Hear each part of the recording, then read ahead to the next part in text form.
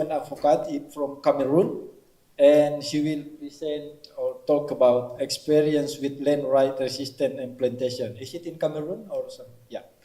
And Hannah Ehrlichmann from the University of Helsinki, Finland, will talk about colonial legacy against colonial.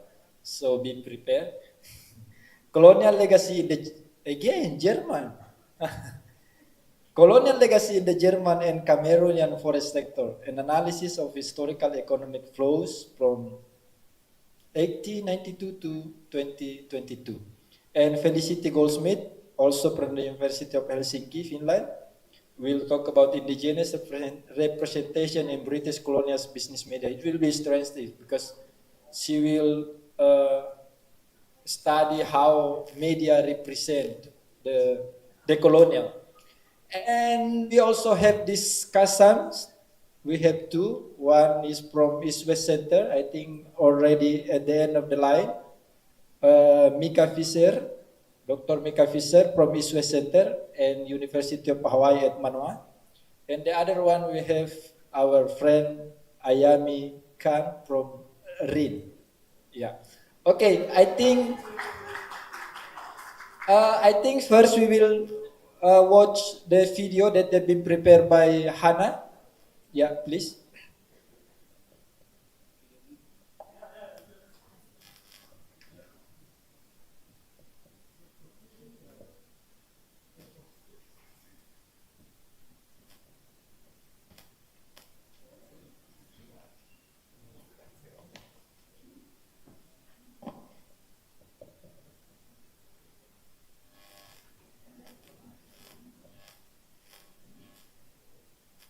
Hi everyone, my name is Hannah Ehrlichmann and I'm excited to be here today, even though I'm not live, but only on the recording. But I hope this will still work. And I also realized it might be quite good because there's construction in my office. So in case it gets really loud, I can pause the recording and continue when they stopped drilling. So yeah, let's start. So my talk today is called Colonial Legacies in the German and Cameroonian Forest Sector, a historical analysis of economic flows from 1892 until 2022. And this was also the title of my master thesis, which I finished this summer at the University of Helsinki. And let me slide. Yeah, why is this topic important? So, well, it's especially why is it important to look at such a long historical time frame, which is the core really of my work.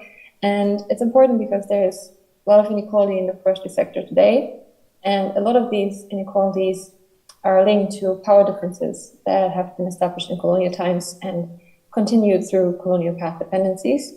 So by looking at the past and looking at such a long timeline and how trade between Cameroon and its former colonial power Germany have developed over that long time, answers certain questions within the decolonization debate, such as how have colonial structures developed in the forestry sector and how are these structures sustained and reproduced. But before I'm going to get into my actual analysis and data, I thought I would give you guys a quick historical background on the relation between Germany and Cameroon over time. And actually, the very first German trading post was already established in Germany and Cameroon in 1868 by this Hamburg-based company called Ehrlichmann. And then in 1884, Cameroon became an official German protectorate, which was the term used back then for colony. And at the signing of the treaty for this, it's called a protectorate treaty, one of the representatives of the company, Ehrlichmann, was actually present.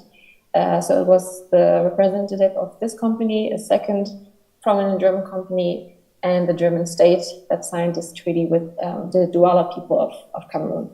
And then after 1884, Cameroon, was under German colonial rule until roughly 1919, 1913, that's not quite agreed upon, but definitely with the beginning of World War I, and then the loss of Germany in World War One, Germany lost its colonies, and they were put under a League of Nations mandate, and Cameroon, under that mandate, was separated between French and the British mandate. And then in 1960, Cameroon gained independence from that as well. And now coming to my research questions, I have two. Actually, I'm gonna go through the data and method for both of them at first, and then do the results after that. But the first one is how are colonial trade patterns represented in forest-related economic growth between the two countries from 1892 until 2022. And if you paid attention to the previous slide, you will now notice that Cameroon became a German colony in 1884, but my data only starts in 1892, or the research question only starts in 1892, and that's because my trade data only starts then. I'm using trade data from the annual reports from the German Statistical Office, and for a reason that I don't have proven explanation for, they only start listing trade with Cameroon from 1892. I'm assuming that that's just because it took time to establish bureaucratic structures and collect the data that's necessary to have a statistical report like this, and that's why it only starts then. But I don't have an official explanation why that's the case. And the second thing about the data set to keep in mind is that from 1950 to 1990, the data only includes trade between West Germany and Cameroon, and not East Germany. I did try to also look for trade with East Germany, but they did not keep any recordings of their trade after the dissolution, I guess, of the state. I think in the end it doesn't have that much of an impact on the results, because East Germany also barely traded with countries outside of the Soviet bloc. And even if they did, there was a much smaller capacity than West Germany did. So I do think that trade data is still representative, but it needs to be mentioned. And then also, creating this trade database required a lot of conversion of currencies, because during this time, Germany changed its state form, I think, 3 times or 4 times. I don't know. I think it changed it 3 times, but there were 4 currencies because of the euro. So that required a lot of conversion. And then now the final database that I have includes all traded goods between the two countries by value and weight, adjusted to the 2022 euro.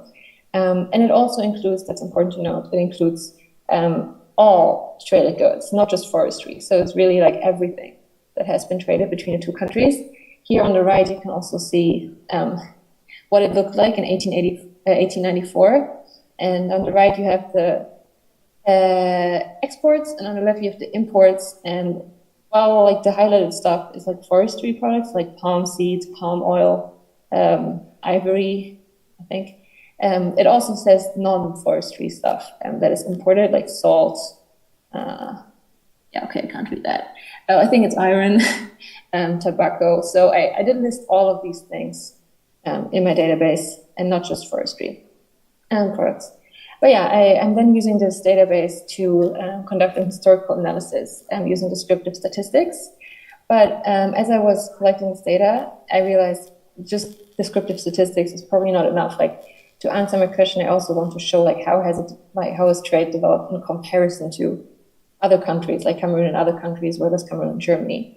And for this, I was then digging around a bit in the internet, trying to find data. And I found this table from a report by Benhian and Barbier, where they show the total industrial roundwood exports of Cameroon from 1965 to roughly 1997. And I was very happy when I found this, because this is total numbers, and I also have total numbers of German roundwood imports from Cameroon for these same years. So I was then able to show out of the total Cameroonian exports, how many went to Germany, how many to the rest of the world, but I will show you the results. So that way I had a certain comparison, how has that relation changed also over the years. But now the second research question was about what structures facilitate the reproduction of colonial relations and economic flows.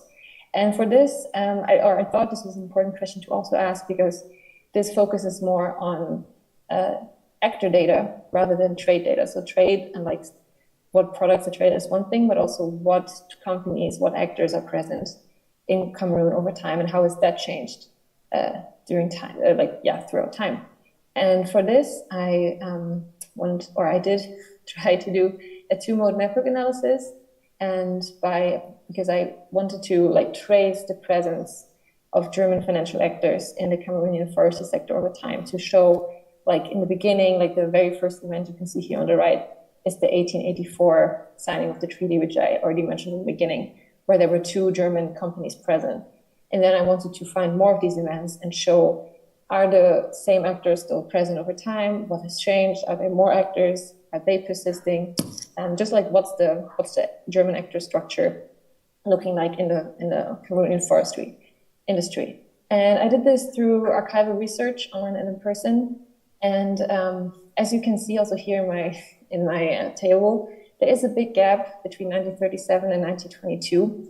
I'm currently trying to fill this up. I'm in contact with the embassy in Cameroon and also some German ministries, asking them for like lists of companies that were part of diplomatic delegations to Cameroon. And I have some names of companies, just that those are unfortunately not forestry companies so far.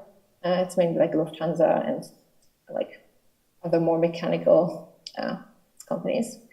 But I'm going to keep looking, because it's of course really important that I fill this gap to have a more robust finding. That brings me to the findings. This is the first result about the German imports over time, like just based on the trade data. And what we can see here, so it's total German imports by sector. And the blue is a forestry sector and the orange is non-forestry sector. And what is very apparent here from the first look at it is that the blue, like the German imports from forestry sector, is absolutely dominating throughout time, especially during colonial time. It's mainly forestry sector. I think there was 1 or 2 years where there were a few like non-forestry products that were imported by Germany, but those are so small, you don't even see them. You don't even see them on the graphic. And then only in like 1950s, non-forestry imports, or like imports from the non-forestry sectors, are becoming like more, but still, even like by the end of 2020, it's still majority imports from the forestry sector, which is very important, because actually after independence, the forestry sector is no longer the most dominant sector of Cameroon in exports. So by the 1980s, oil had replaced forestry as a very important exporting sector of Cameroon. So the fact that even like today, German imports are still dominantly from the forestry sector and not other sectors just shows a very strong continuation of historical trade patterns. So that's the first finding there. And then this is the comparison to of Cameroonian timber exports between Germany and the rest of the world that I mentioned in the methods. And here the blue is always the Cameroonian timber exports that go to the rest of the world, and the orange is the exports that go to Germany, and then together it's like the total exports.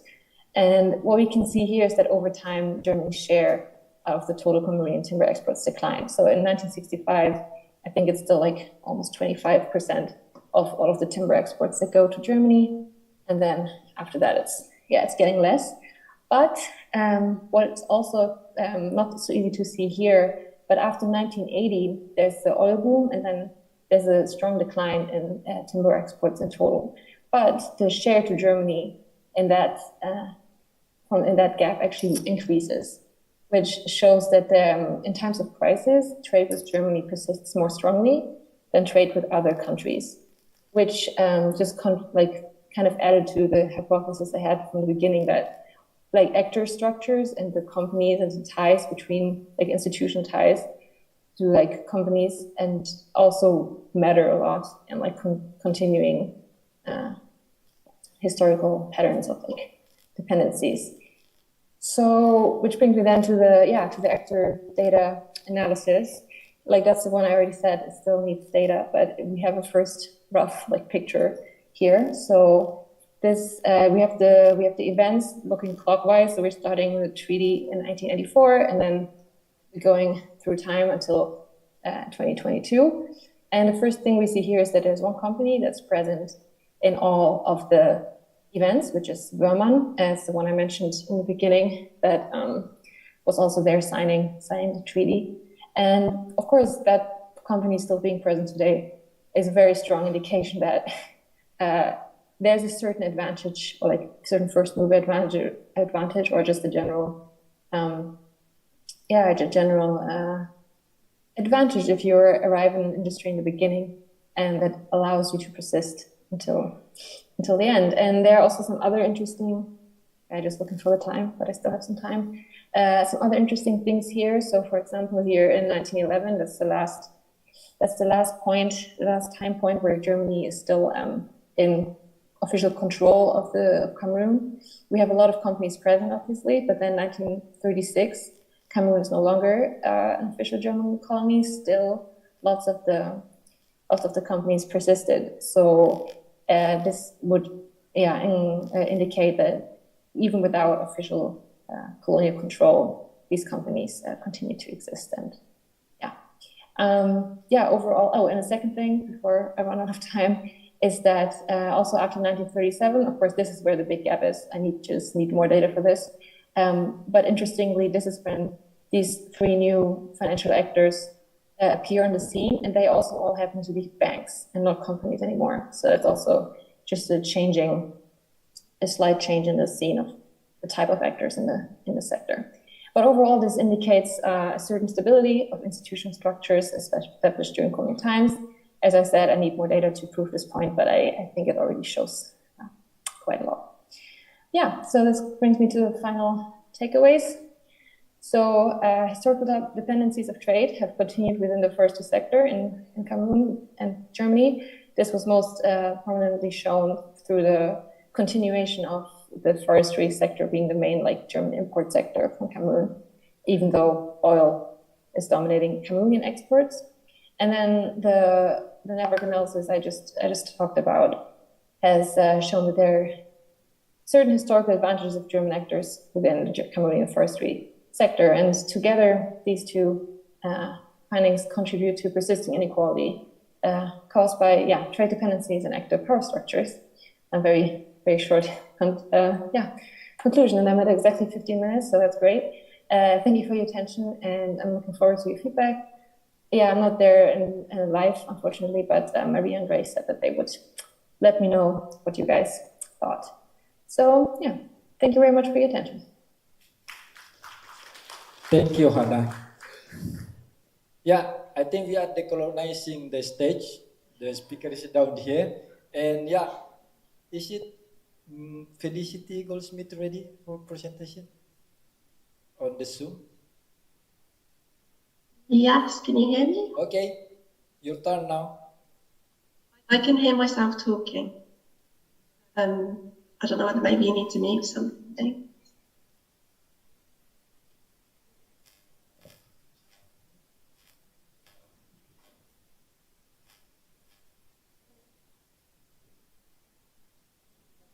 Can you see my slides? Yes.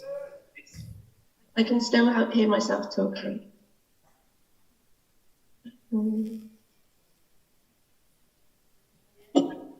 Sorry.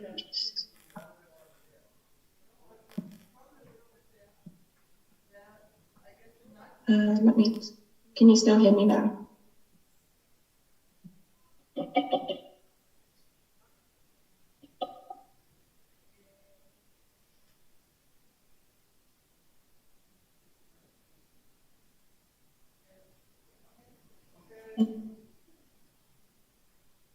I'll just turn off my sound and then I need to turn it on again to be able to hear you. That's okay.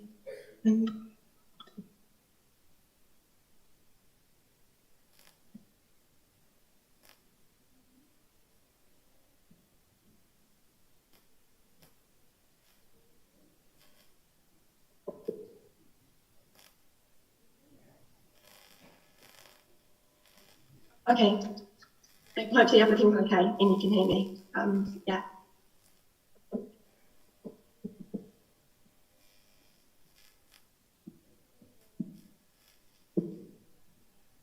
Is everything okay? I can't hear anybody either.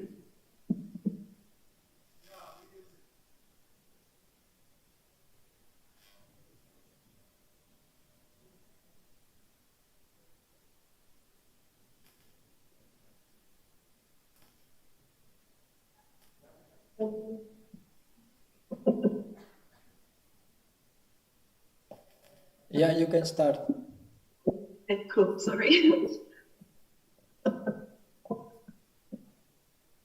Okay, so hi everyone, I'm Felicity and my presentation is about Indigenous representation in British colonial business media. And this research, I've just graduated from my master's in Helsinki, but this research formed a part of my master's thesis, but also the For Equal and Fair Frontiers project. And although I wasn't specifically focusing on visual media, I thought it would be interesting to include an image from the Times newspaper 1928, which depicts the Indigenous fellings of the mahogany tree in Cameroon. So just a brief overview of this presentation. I will begin with my research question and look at the research importance and relevance, look at the methods and data collection, the theoretical approaches that I adopted, a conceptual model of my results, and finally the conclusions. So moving on to my research question, the specific focus is on British business media and its representation of the Indigenous in the context of Cameroon's land and forestry. And it really aimed to look at how the media is used as a tool that can legitimise the treatment of the Indigenous, specifically focusing on British colonial media and also contemporary media and how that has changed across time. And this temporal element is something that I really wanted to focus on and kind of observing right through from the end of the 1700s through to the 2010s. So moving towards the relevance of this study, business media possesses a huge amount of power within the colonial enterprise, and it gives an insight into the coloniser's perspective, but it's also something that's accessible to the everyday and therefore influences societal values. And it also legitimises the colonial project, enabling interest and profits. Furthermore, these historic and contemporary representations can influence the policy today. And so, similar to what Hannah was talking about, it's important to look back at the history and observe how this has influenced the current state today. The methods for this study adopted a systematic literature search of online articles and archives from 4 British media outlets: The Times, The Economist, The Observer and The Guardian. And these specific media were chosen as they have continuous publication throughout the time period that I studied. They also have a global reach and they were accessible to me online. And with these media and search strings with keywords were applied to search for different articles. And from this, a variety of articles were returned, of which over 1,800 were screened and 303 were coded. And this was using Atlas TI software and using open inductive coding. And from this, I had 923 codes and 4 key code groups. And just to illustrate this, my search strings a bit more, there were 2 different search strings, one of which focused on the main forest products. And these products were chosen specifically from their importance within Cameroon's plantation sector, and making sure to look at the different spellings of Cameroon and then the different focus areas within that. And you can see in red along the bottom is the search string that I got for this. And then the second search string was focusing on economic activity, using words such as commerce, enterprise, investment, trade, etc. And really looking at the different words that could be applied to Indigenous people. So throughout time, this has varied from native, local, Indigenous, etc. There's not so much time to talk about this and the practical approaches that I used, but it's important to emphasise the use of critical discourse analysis, which I adopted to critically analyse those who are in positions of power. So this is the British business media. And sorry, I live close to Gatwick Airport, you can hear the planes probably. And looking at the power asymmetries and structural inequalities within that. And I also considered critical whiteness theory, which was something that I observed within literature, and how whiteness can kind of act as a socially constructed privilege, and especially in the media, how the white realities of the Indigenous are represented, which are all very far from the reality of the situation. And to illustrate this, I've made a conceptualization of the literature landscape, and especially the literature was showing how there's this power which influences the mind of the colonizer and also enables legitimization, and then ultimately that leads to this Indigenous representation or arguably misrepresentation. And you can see along the left-hand side the theoretical analysis that what I mean within that. So now I will present the kind of conceptual model that I created from of which there were 4 code groups and 1 emergent code group. So these were comparing, controlling, centering, and fearing, and the emergent code group was decentering. And there are connections between the codes, and these were quite important to acknowledge, but also the size of the circle corresponds to the frequency of the codes. So you can see how comparing is especially a prominent feature within the media landscape. And now to illustrate these a bit further, I will explain these in more detail with examples from the media. Firstly, comparing. This code was the most frequent, and it's all about how comparison appears to be adopted as a mechanism to legitimise Indigenous treatment. So this is shown through 3 different aspects across time. So the past is maybe presented as being a lot worse than the present or than the future, between the British and others, and then also through colonial rivalry between different colonies within Cameroon. And I will demonstrate this in more detail with an article from The Guardian, 1916, where the Indigenous are represented in their comparison between the British and the German powers and how they prefer the British system. So the natives possess friendly memories of British missionaries, and this is set in quite a stark contrast to the severe system of indentured labour in Germany's plantations. And so this contrast is kind of seen as a way to legitimise the British presence because it's much better than it once was. Moving on to controlling. This code group explores how there are different aspects of control over the Indigenous in the British business media and how these forms of control are somewhat hidden, for example, behind the paradigm of sustainable development or of nature conservation. And this control appeared in many different ways: physical, cultural, mental, and spatial. And to demonstrate this is an extract from an Economist article in 1999, where the power and control struggle is represented in relation to timber forestry. And the WWF are presented as meddling neo-colonialist hypocrites. You destroyed your environment, now you want us to stop doing the same. And again, it's emphasising this this aspect of control over the Indigenous within the forest industry and forest sector. The third code group was centering, and this depicts how by centering the British as the most important within the British media, the treatment of the Indigenous is legitimised. And the centering occurs through depictions of the British as being a saviour, and for example, by centering the economy and the trade as the most important, and also by othering and criticising others in order to place the British as being even more important and important within that. And despite the centering, there was also an emergence of decentering, which is a term that I've adopted to suggest this slight progression away from this over time. And this could perhaps be seen as a trend of change or a movement towards more decolonial structures, although this cannot be necessarily inferred from that.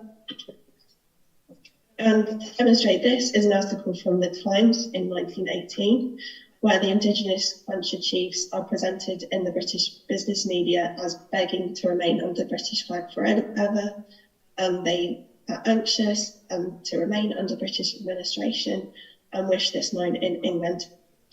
And once more, this is presenting Britain as a saviour and is therefore suggesting that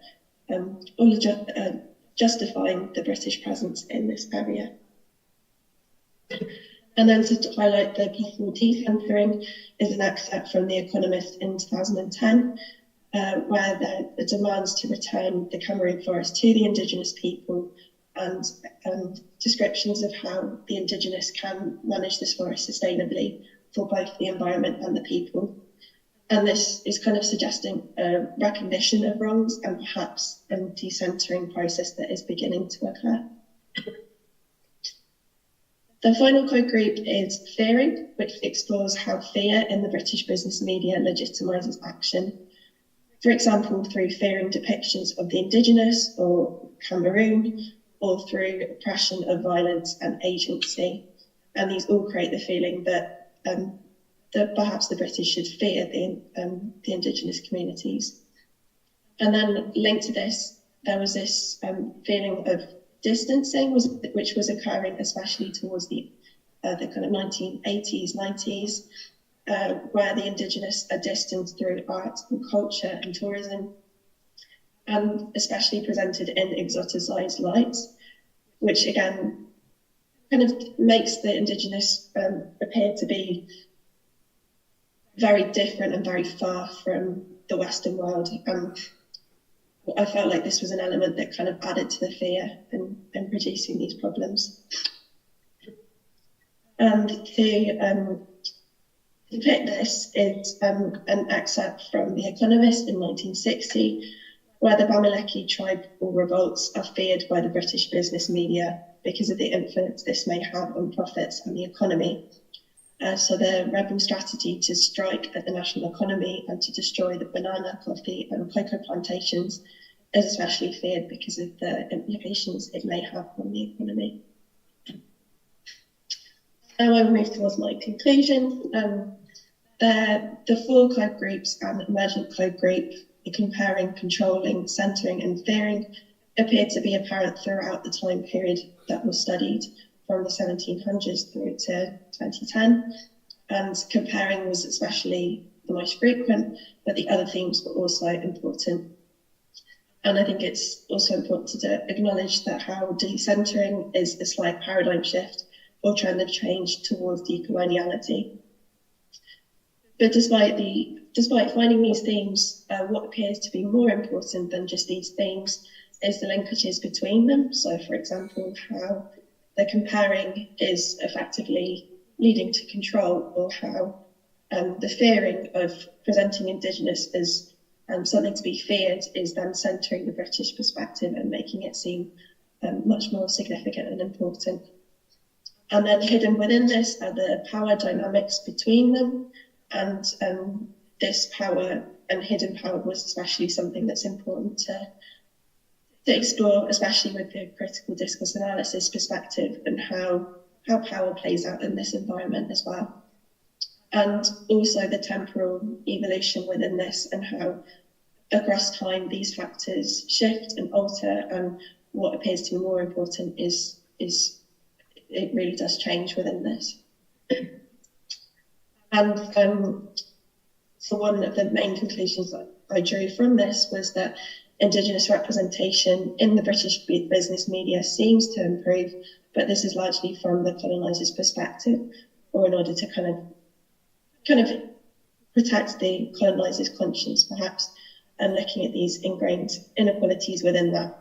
And to highlight this, I've given an example of the shifts in the representation of Indigenous exploitation, and how in the beginning of the time period, it's much more, the focus is much more about labour and efficiency, and the Indigenous being a means to an end. And then this shifts towards more education and rights, and British presence is much more focused on bringing social well-being and schools and many of these different factors. And then towards especially the 90s and the end of the 80s, the emphasis on environmental protection and conservation is really seen as the main focus of that.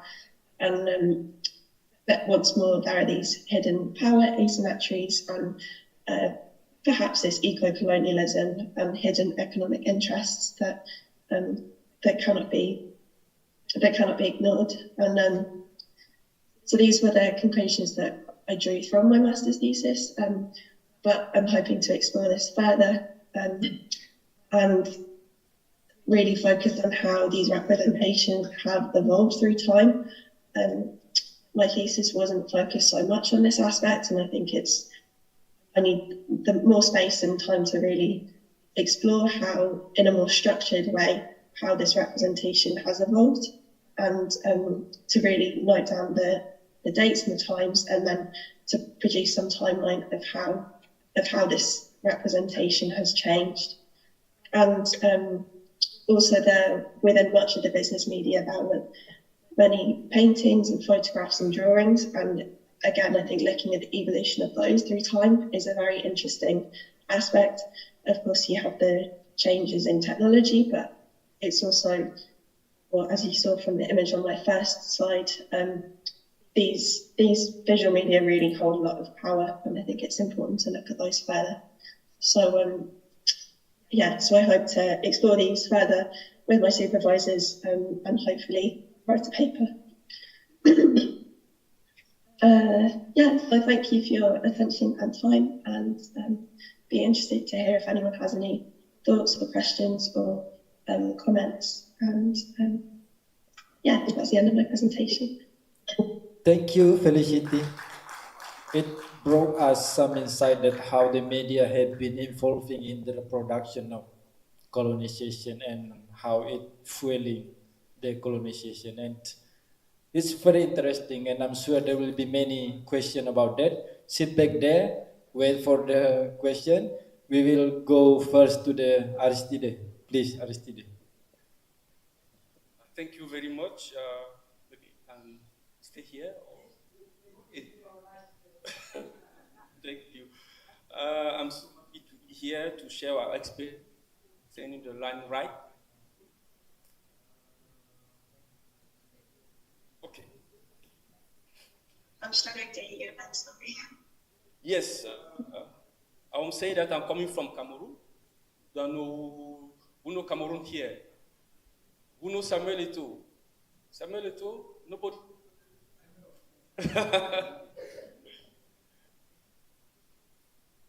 Yes, coming from Cameroon, we have many issues concerning the rights in Cameroon. Firstly, I want to say who is Green Development Advocate? Green Development Advocate is one of the civil society organizations based in Cameroon. To 2011, and we are to our Green Congo Basin, working for a sustainable forest, for the sustainable development, the right of local community and indigenous people. And then Cameroon is one of the countries who is part of Congo Basin. Congo Basin, who is the most, after Amazon, largest forest in the world, with many importance for environment, concerning the issue of climate change. Also, you have many people living in Congo Basin, living through the non-timber forest and other product coming from the forest. And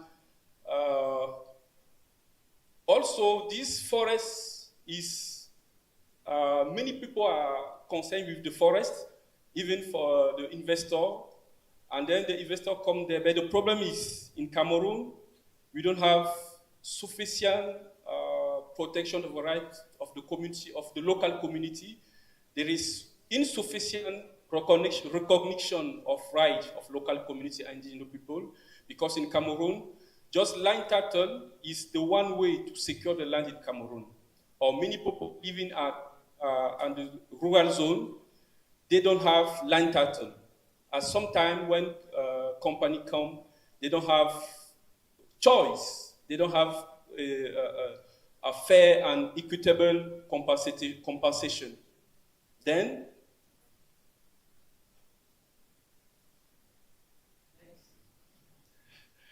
our work is, okay, what can we do to secure in this context the right of local community? This is our main question every day. How can we secure the right of local community?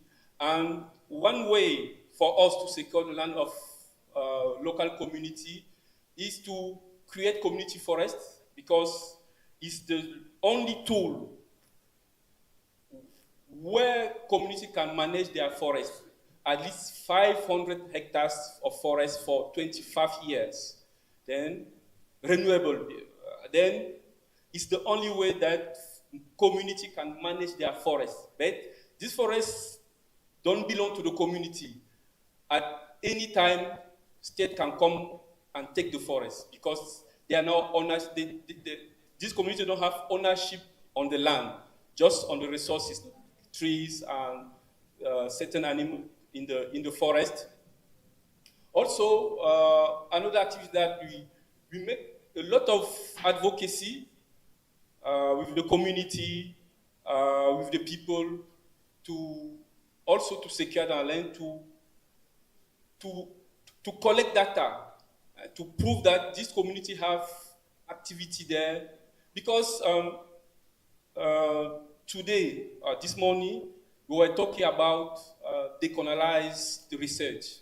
We need also in Cameroon to decolonize our state, because all the law that we implement in Cameroon coming from France, because Cameroon is one of the formal colony of France or England, also England, and every law, most of our law, when you read our law, you can go to the France and see the same law, but we don't have the same context. We don't have same sociology, same anthropology, our own view, and sometimes the law don't take.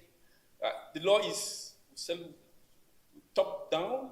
Yes, top down. Normally, it should be down top.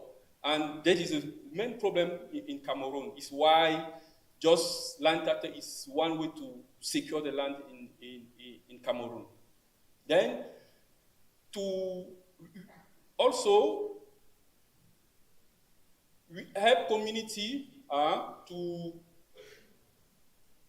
ask or to claim their right or their land through. Sometimes we go to the court, support community to go to the court to claim their right concerning their land.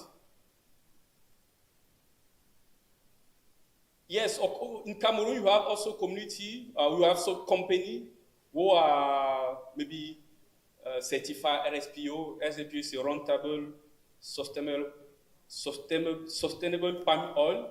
Then you try to also to support community to manage or to monitoring this mechanism.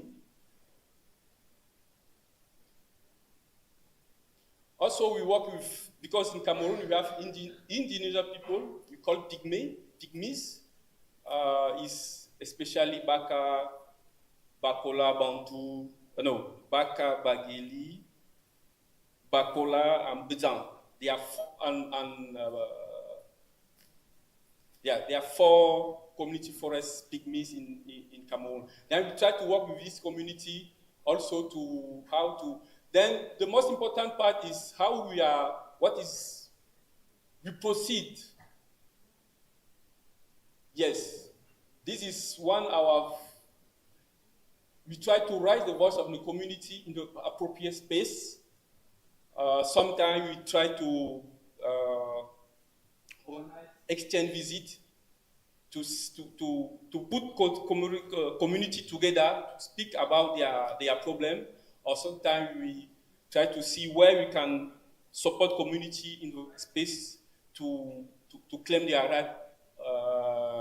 Yeah, especially where here was in Côte d'Ivoire, presenting for some kind of community exchange, community in Cameroon or in Côte d'Ivoire who face the same problem, to see how they can find a solution concerning their work. And here is community from one part of Cameroon, Campo. We bring them to Douala, where is Okapam, one of the most agro-industry palm oil in Cameroon. Also, we try to work with community to mapping their land, community to mapping their land through participatory mapping. And this tool we use also to make advocacy. Yes, this is one of the tools that we use. This is participatory mapping that we work with the community. And then when we finish this, we can engage dialogue, deep dialogue with company, with the state, to prove how community use the land. It's the same. Here we was with the Baka people in the East region, try to understand how they are living, what is forest for us, for them, and there is, yeah, as you can see. Also, use many documents, many analyses. You can find it in our website.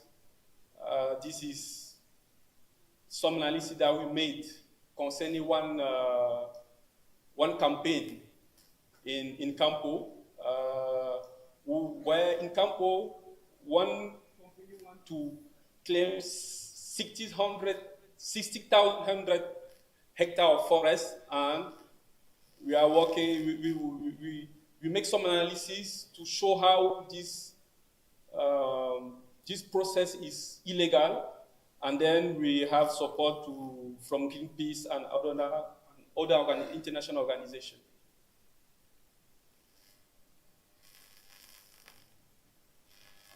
Yes, I think I have. I'm very sorry because I was present a good beta one, but I don't know how, I don't save I don't know what happened. But I can maybe prepare another one and share for the report.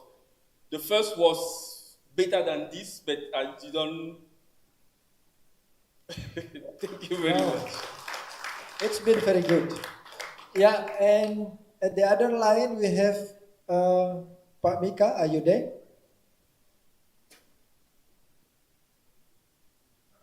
Hello, Pak Micah.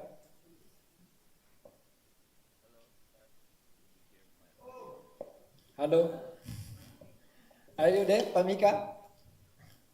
Sorry for keep you awake this late night at Honolulu. I think it's already 10 or something.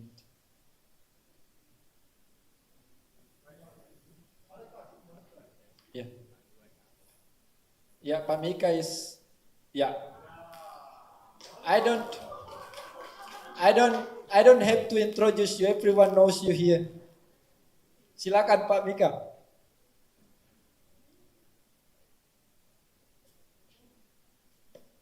Hi everyone. First I want to say that I'm really disappointed not to be there. I see the videos and pictures and activities from the WhatsApp group on the trips to the field, as well as for this conference. It seems like you're all doing really, really interesting work, and going through the program, I feel like I'm having, what do the kids call it these days? FOMO, right? Fear of missing out. In any case, that's probably too millennial of a joke.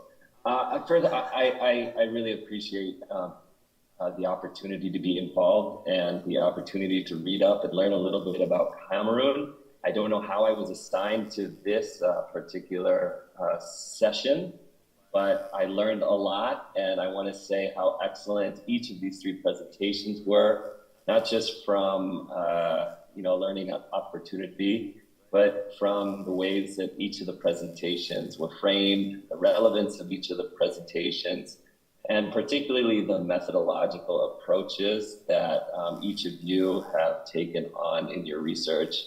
I especially appreciated the eye towards the critical lens, and especially the focus on methodological engagement on the archival. They say that, studying history is like studying another language. And so for those that brought us to these different times and places to help us understand what is happening today, really opens our eyes up into how we got where we are. So thank you for Hannah, Felicity, and Aristide for talking about your research. I guess no need for introduction, but I'm Micah Fisher. I work at the East-West Center. And the reason I was really interested in these presentations is in my research, I've really been interested in how land has been given back to local communities or attempts to give back. And I think what's really poignant in each of these presentations are these questions of rights, the extent to which rights are acknowledged, how resources are given back, and the context for which they are done. So from Hannah's presentation, I really was, it really brought me back to a couple of research that I hadn't read for a long time. So for example, Lucille Brockway's Plant Imperialism, looking at the legacies of how plants are used to colonize. And she really opens up with a quote by Thomas Jefferson, who talks about the greatest service which can be rendered to any country is to add a useful plant to its culture. And throughout this presentation, I kept thinking about how colonial initiatives to identify what plant should be planted in what location isn't just a project that's done by colonial actors or things that happened in the 18th or 19th centuries, but it's also a question that smallholders are always asking as well. So if you go to a rural community in South Sulawesi, smallholder farmers are often asking, please test the soil, find the most appropriate plant to be able to be successful, which really highlights how deeply ingrained these colonial legacies are and how much it sets up inequality, especially when you're thinking about the priorities for planting related to food, medicine, and other sorts of priorities. So I think what Hannah's research really does is it helps highlight the conditions of where all of this began. And I think she does a really good job very methodically going through the archives, as well as methodologically trying to understand these flows. But in thinking of, for example, Ann Booth or Lucille Brockway, or even perhaps Bill Cronin, who are environmental historians that look at similar topics, it would really be interesting to see how these relations also contributed to these imbalances. So what I mean is, where do the terms of inequality emerge through these economic flows? How is value created, and how does the creation of value during specific moments of history set up the terms of contemporary inequality?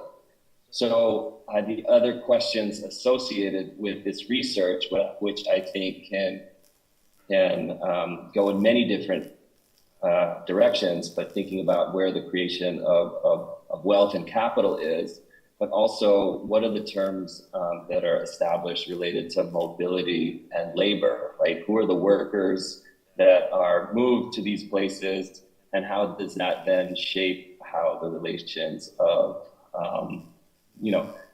the British and the Cameroonian state, as well as how it goes down all the way down to local communities. I think about not just labor issues, but as well as access to land. How was access to land established, and how were the terms of criminality? You think about Nancy Peluso's work in Java, who talks about, for example, teak, as well as how teak and temptation created the conditions for allowing some people to access that land and other peoples to be excluded from it. So questions for Hannah would be those related to how do the banks, companies, investors, land managers all create these conditions that these historical legacies of coloniality then translate into the terms of inequality and power. For Felicity's presentation, I also really appreciated the methodological approach, and I think in terms of Indigenous representation, it was really, I think, effective the way that you set up the specific roles of British and colonial and contemporary, the historic dimensions is how they shape today. I really like these categories, right? Comparing, controlling, centering, and fearing. It really shows how closely you went through your data and how much you were able to analytically think through the process. And I really congratulate you for that. And I think, you know, the only issue is that emerges when you create these categorical discursive relations is that you establish almost a binary of the colonial and the indigenous. And I think there's, these are poignant, but can also at times become dangerous in the analytical approach. So I want to challenge you to take your analysis a little bit further in two ways. So my first question to you is, you talk about indigeneity as a singular category of Cameroonians. And it would be really interesting if you also identified the forms of differentiation that emerged between Indigenous communities, right? So how does the differentiation take place between, especially as the modes of power are inherited in some and used as a means to retrench inequality in other? This makes me think of, for example, Stuart Hall's work of articulation, and the notion of the conjuncture would be really helpful. I think the application, for example, we all, Indonesianists often read Tanya Lee's work, and she has that work on the tribal slot where she talks about one indigenous community on one hillside and another indigenous community on another hillside, and the way that they experience the colonial legacies, the benefits, and the marginalization of being indigenous are completely different from one hillside to the other. And I think alongside those issues, you can also begin to think about agency and reversal, which I think you're beginning to think about.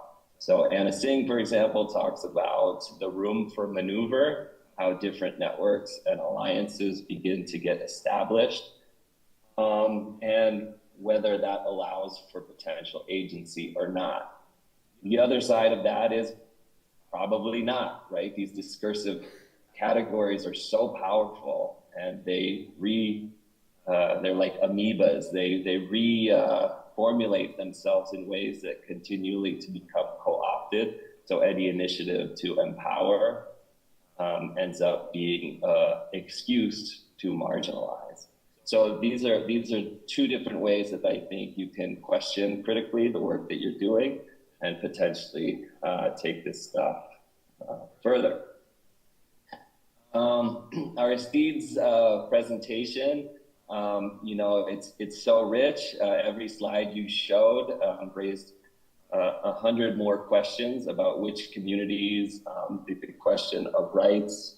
I think, you know, it would be really interesting to sort of bring together the perspectives of Hannah and Felicity's approaches to these colonial legacies, the archival, the economic flows, with the breadth and engagement of community, right? And there's a lot of work that talks about community as you know, going away from this categorical term of community and thinking about the institutions and how those relationships between different places are experienced in different ways. And it really highlights how these three presentations come together in interesting ways. and I think in really productive sort of collaborative opportunities and how we work together on doing research in the future. You mentioned this point that kept sticking with me as you spoke, but the need to decolonize our state. And I think there's so much in that statement, and I think that you have so much to say about that. And I wasn't there on the session on decolonization earlier, but I just read Max Liboirin's work on pollution as colonialism. And I think that she does a really nice job of creating a distinction between decolonization and anti-colonialism, meaning that a lot of times there's been efforts to co-opt decolonization in terms of existing power structures. And I think by keep training our focus on anti-colonization, we can think about how the terms of power are used to exclude and marginalize some over others. So I think that there's really an importance of seeing how projects and initiatives work alongside communities, how it creates opportunity for some and takes it away from others. And it's really important to see how those power relations establish new forms of inequality that either undermine, marginalize, or empower.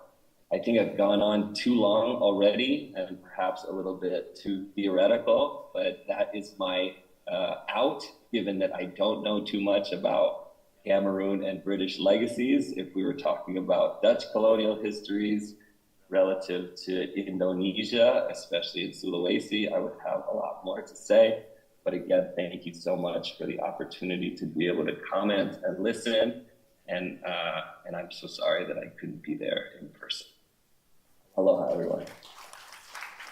Thank you, Pak Micah. It was really rich add-on on the three presentation. And our last discussant, Ayami-san.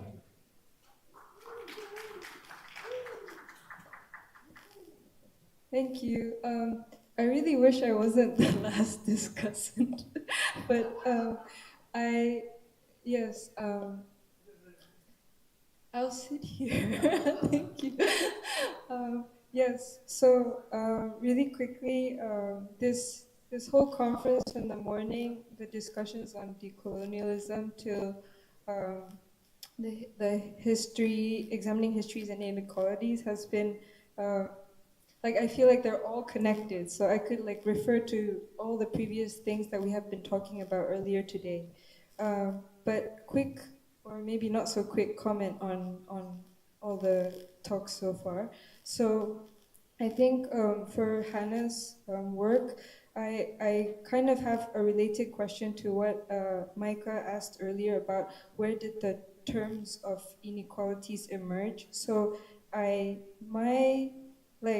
this is not a question to answer, but I was just curious about the actors on the Cameroon side. So for example, Camber, we know that French, correct me if I'm wrong, Aristide, but the French agriculture, Socopam, is backed by French money, right? So I'm wondering, when we look at these networks of actors in the German side or French side or whatever side, there's also another side of network of actors on the Cameroon side.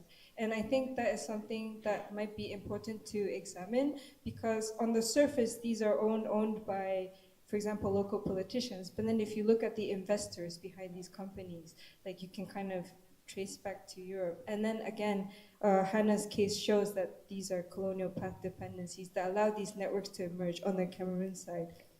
And then for Felicity's talk, sorry, my notes.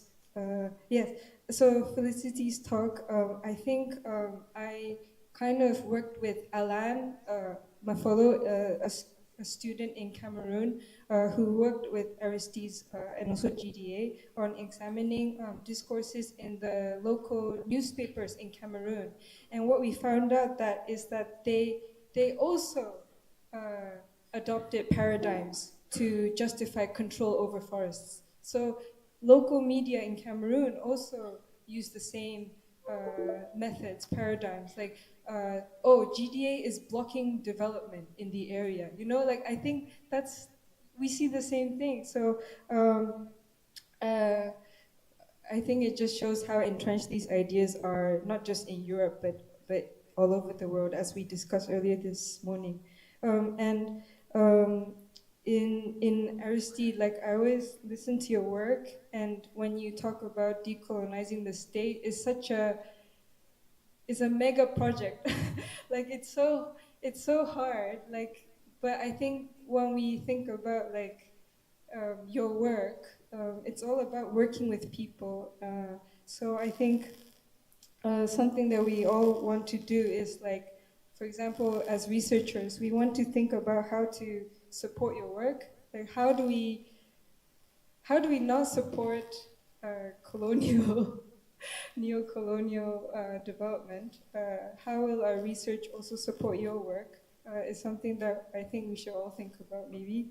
And we should, like, the quest to decolonize is so big, but there's also, if we find allies, if we find coalitions, maybe I'm too naive or optimistic, but I think we should continue working on bridges and coalitions to decolonize the state somehow, some way. Yes, thank you.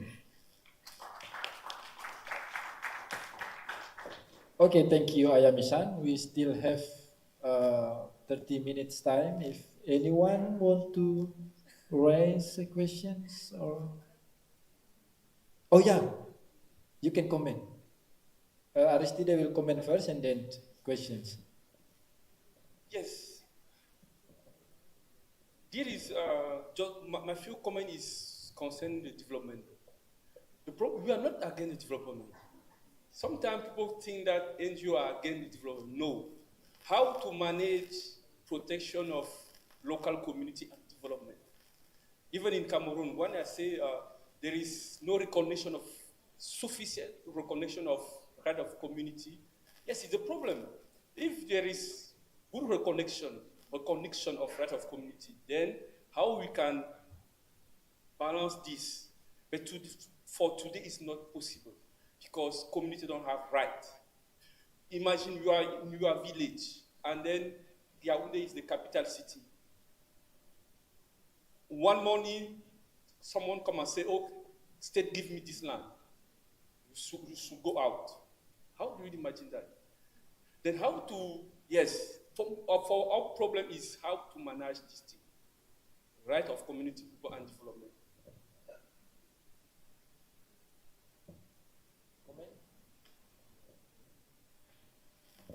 Yeah, just as a follow-up comment to what Aristide just said, and to link it back to our decolonialization session this morning, maybe rethinking and unthinking our thinking means also that these terms have become meaningless.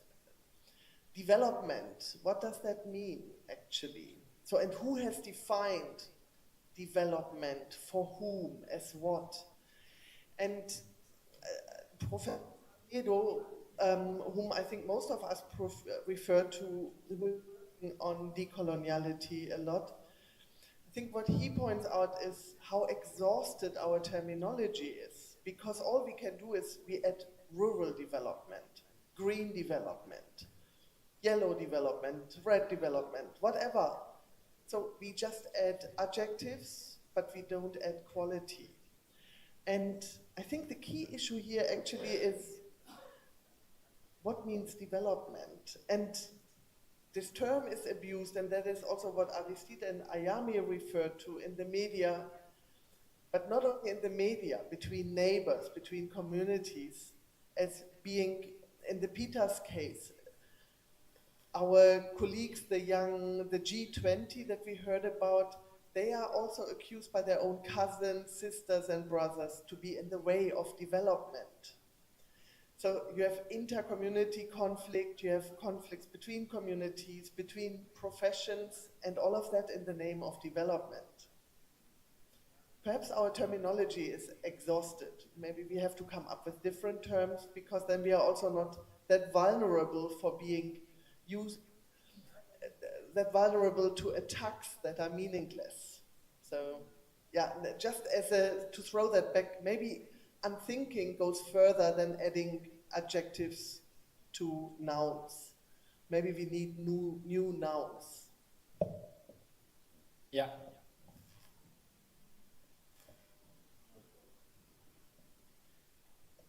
Silakan. My name is Anissa. I'm from Mulawaraman University, East Kalimantan. I would like to ask questions to Aristide. And I was particularly interested with that your organization helps communities to reclaim their land. Would you please to elaborate more on this? Like, I was wondering, from whom, and do they have ownership proof so they know which land that they own? Then, is there any government institutions that available for consultations, for example? And do your government has agrarian reform policy, and how about the successfulness rate of the reclaim? And if they get the land, is it like freedom for livelihood for them, or what is the meaning of that? Thank you. Yeah, directly respond to that. I think we are getting hot, close discussion. Yes, the truth that is not easy to do that. You need to be patient.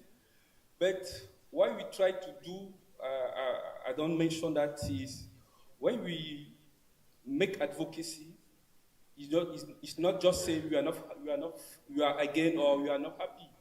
We try to propose alternatives also. I don't mention it, but we have some activity, support community on agroecology, support them on livelihood also. But to claim the rights, come as I say, is you need to be patient. It's not easy. We have some success in Cameroon, in Campo. We work in there for 4 years, and we have succeeded to reduce the land of Cambre cases. One agro-industry wants 1,600 hectares of forest.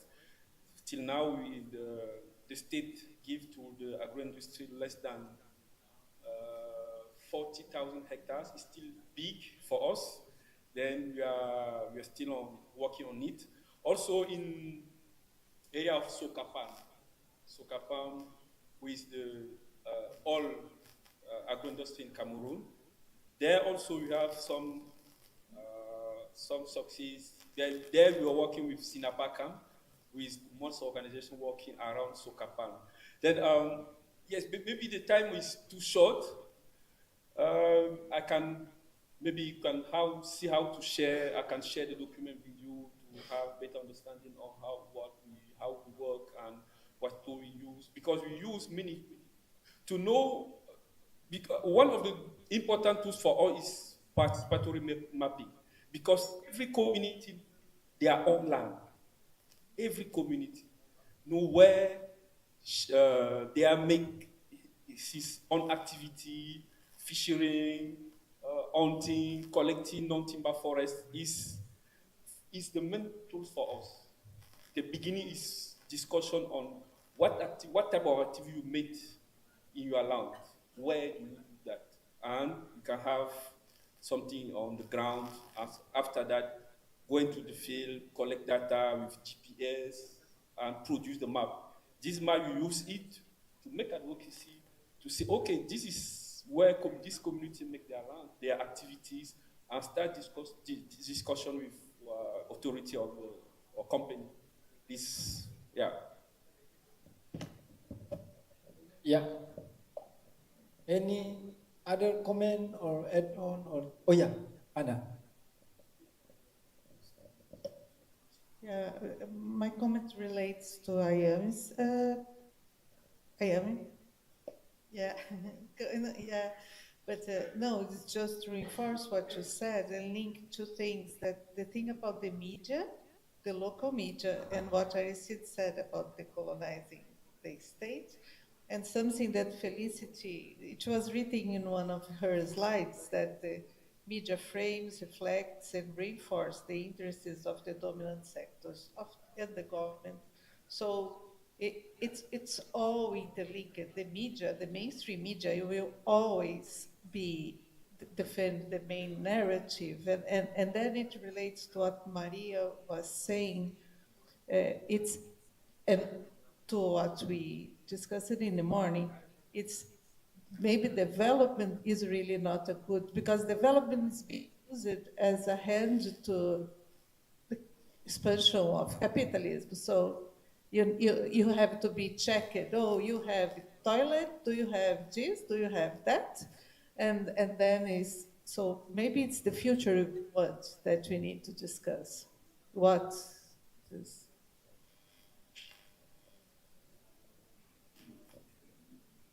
That's an interesting notion from Anna. Any other add-on? I think all of us already agree on things. So, any other?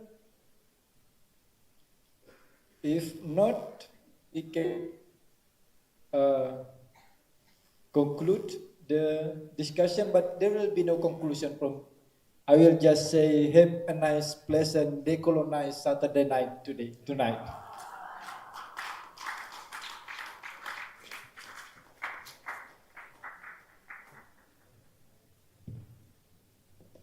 Well, thank you very much, Dr. Karno, Batiran, and all the speakers, as well as the discussants.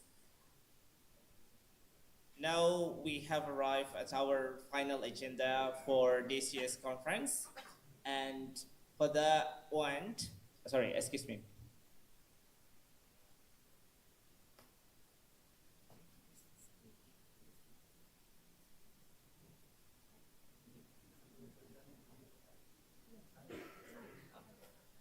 Okay, but before that, we're going to present the gift as well to all our speakers and discussants who are here today. So I would like to invite the speakers and the discussants from these sessions to receive the gift from the committee.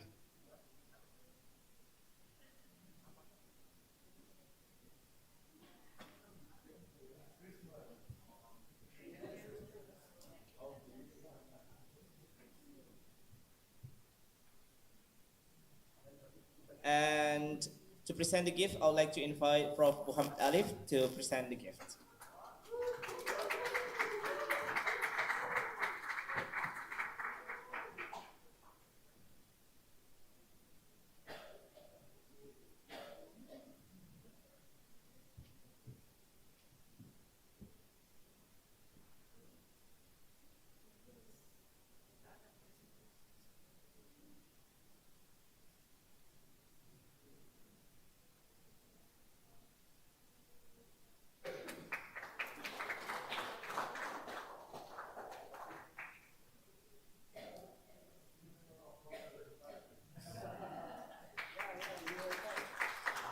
Well, once again, give a round of applause to our speakers and discussants for these sessions. Prof. Alif, if you don't mind staying on the stage for the closing remarks. Yes.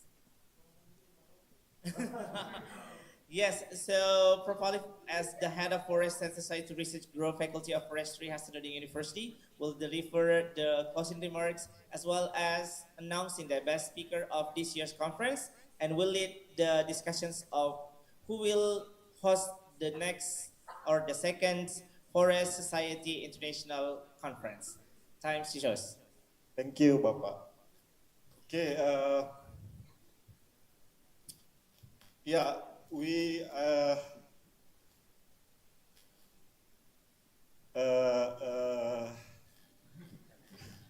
I just want to announce who is the best presenter because some of these participants presented is a forest and societies group, so I am not the committee appointed who is the best presenter. So I declare conflict of interest. Yeah.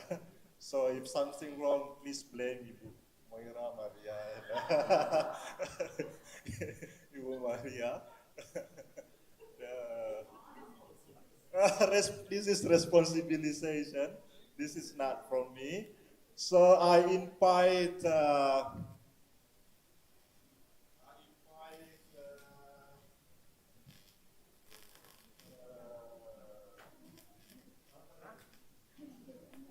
Andivika Paradiba Muin come to the floor.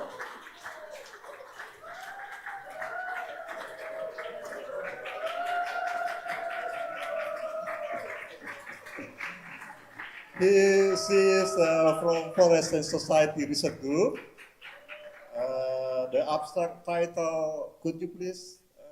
Who are the women leaders? How does the qualitative-oriented gender transformation movement fit the struggle for equality and justice for smallholder women? And I invite Nur Latifa Nasir.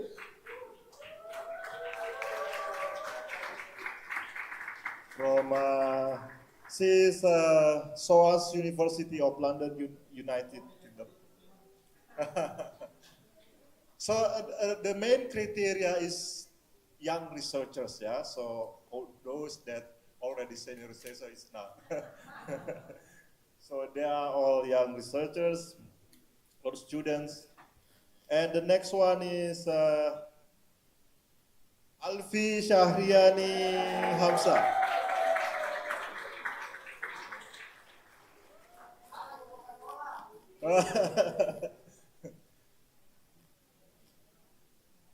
Alfi Shahriani Hamza about agriculture feminization in motion, yeah.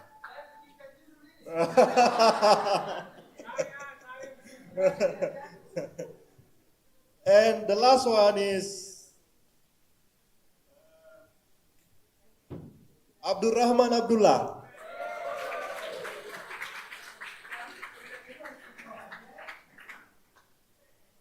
Abdurrahman Abdullah, Environmental Governance Dilemmas of Indigenous Forest Recognitions, yeah.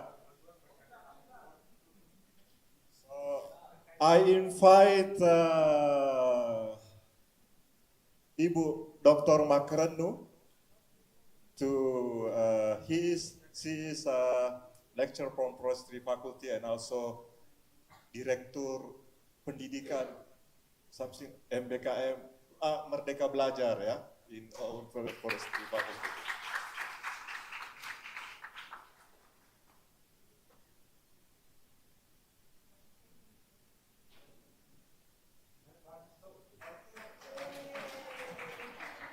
Each of them, we will reward 1 million rupiahs. All of them. And if they submit it to Forest and Society, their work, we will waive the APC, yeah, the submission fee, the article processing charge.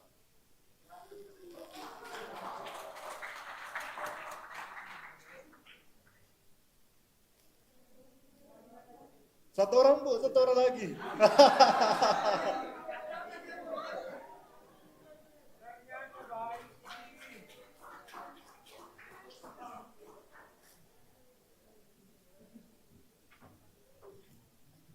Okay, I just want to hear one of you or all of you. You can also say something about this conference or about something probably.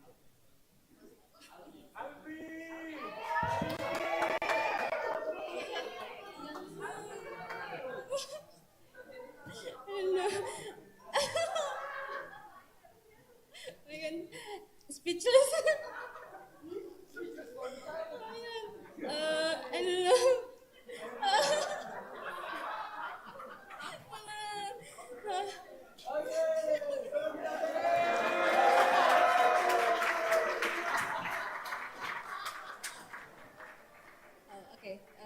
First of all, I would like to say that I feel so honored to be here to attend the first Forest Society International Conference.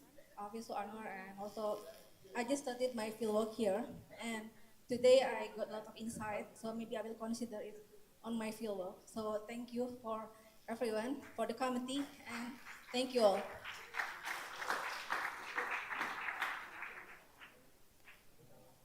Thank you very much.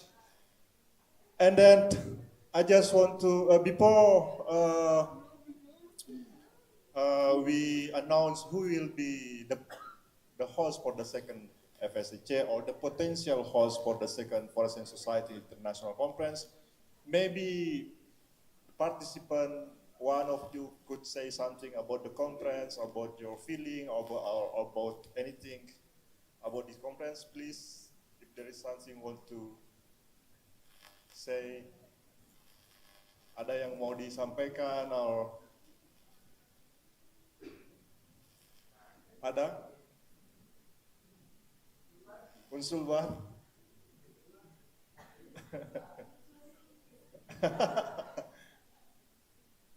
Or Maria, do you want to say something about the conference, or?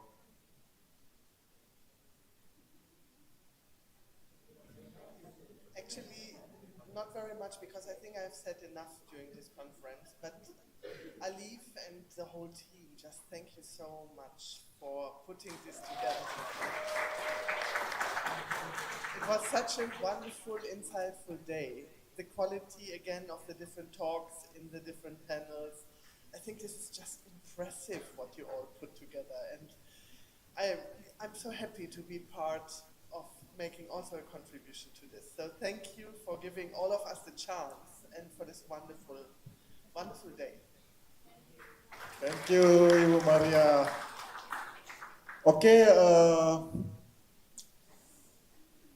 Okay, I just talked to Ibu for the potential host for the second Forest and Society International Conference to Universitas Mula Warman.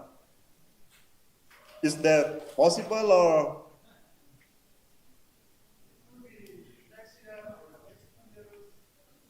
Well, I'm really honored to be considered as the second host, but I'm still the staff of the university or the faculty. I need to discuss this possibility, but I think they will welcome this. So I will bring the good news then. But I need to, to have a conversation with them. Thank you. Going to Kalimantan, and after that we go to Cameroon, yeah? Okay. I just want to say on behalf of all committee, yeah? Can you stand up, please, all the people that wear these t-shirts?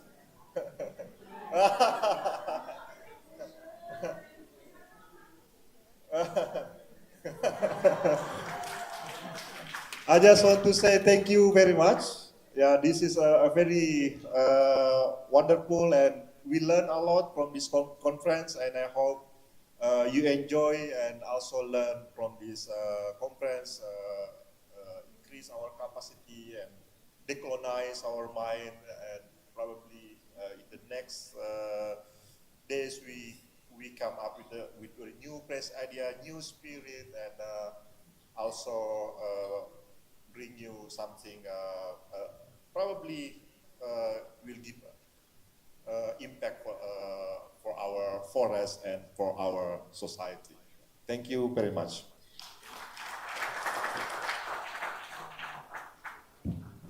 Thank you, Prof. Ali, for the closing remarks, and congratulations to all presenters, best presenters, and potential hosts for next year's conference.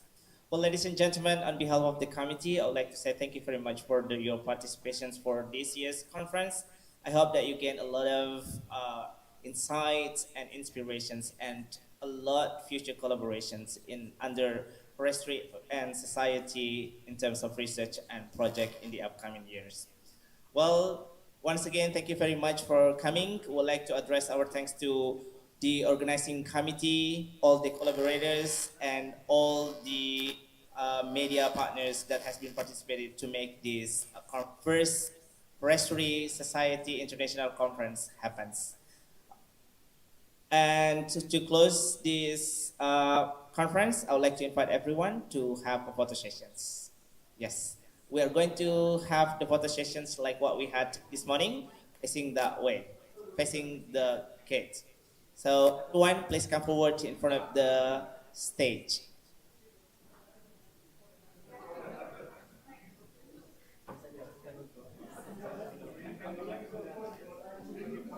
Some of you may be on the stage. You're welcome to be on the stage.